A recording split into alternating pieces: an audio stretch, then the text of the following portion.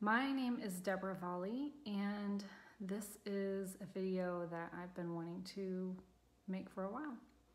It is my birthday today. I am celebrating the last year in my 30s, so I figured now was as good a time as any to do something I keep saying I want to do.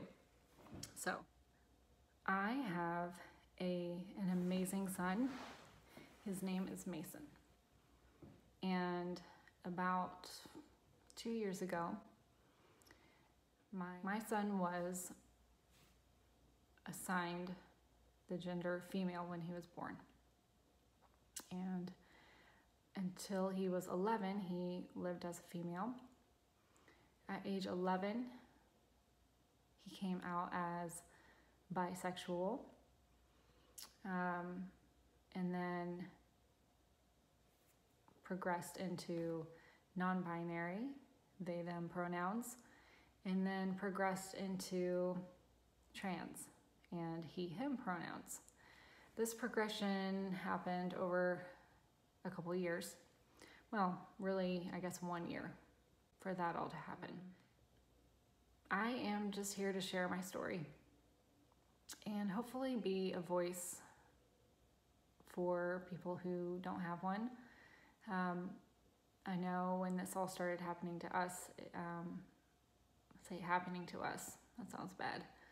When my son Mason came out as trans, that was tough on myself and my husband and Mason's dad and then his dad's girlfriend.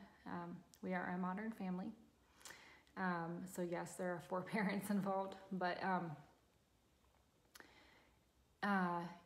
lesbian, fine, okay, that's great. Non-binary, okay. They, them pronouns are really tough to do. It's because we did it and supportive, and then trans, when Mason started saying he was trans, or identifying as trans rather, or coming out as trans. See, I don't even know still exactly the correct way to say it, but when that was that's a big deal. Your kid tells you they're gay, lesbian, okay. Your kid tells you they're trans, well, there's a whole other group of implications and consequences to that in their life. This really came out right around the same time Mason told me he had been cutting himself. I almost forget that now, but Mason had told me he needed to talk to me about something and said, "Mom, I've been hurting myself. I've been cutting myself." He's an artist, so he'd been cutting himself with pencils that he'd snapped in half. He was cutting his arms, and he was covering it up with drawings on himself so that we wouldn't notice the scratches. It wasn't unusual for him to draw on his arms or draw on his hands just out of boredom, so we never noticed. I had a suspicion that he was hurting himself. One time he was really upset. He went into his bathroom and he wouldn't come out, and I was worried he was hurting himself, and I asked if he was. And I also didn't want to put thoughts into his mind, but I was like, "Are you hurting yourself?" And he said no, but then he later told me that, "Yeah, Mom, I was hurting myself when you asked me that." And he said, "I wish you would ask me one more time," which, what can you do, as a parent? So, of course, we immediately got Mason in to see a therapist, and,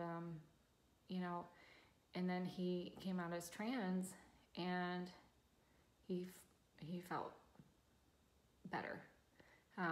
Still see the therapist, and we still check in, obviously, a lot, and not ignoring the fact that he was cutting in any way, shape, or form.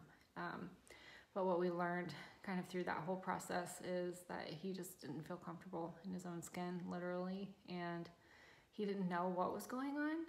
He was ashamed, and he thought, he's like, "I just don't feel right." What was happening is, of course, he was starting to go through puberty, and his body was changing. and what I've learned throughout this whole process, and can talk more on that at a later time, but was that when a lot of times kids start going through this, it's body dysphoria. They start having body dysphoria when they start going through puberty, and all of a sudden they start freaking out. Something's not right. A trans woman told me that if you can imagine going to the mirror every day, and every day you go to the mirror and you are slowly becoming and showing the gender that you don't identify with, and you just literally freak out every day. She said it was terrifying. That's how she described it, was it's terrifying. You go to the mirror every day and you look more and more like this gender that you don't identify with. So that was when she told me that, that was a huge eye-opening thing for me to hear, was just to try to understand what Mason was feeling. And anyway, so this video series will kind of go through our story, more of my story, since I'm the one doing the video, my story of this journey. And you know, if you do have questions, please feel free to ask. I do realize that by putting this out there, I'm also opening myself up to criticism, and you know, that just is going to come with it, I suppose.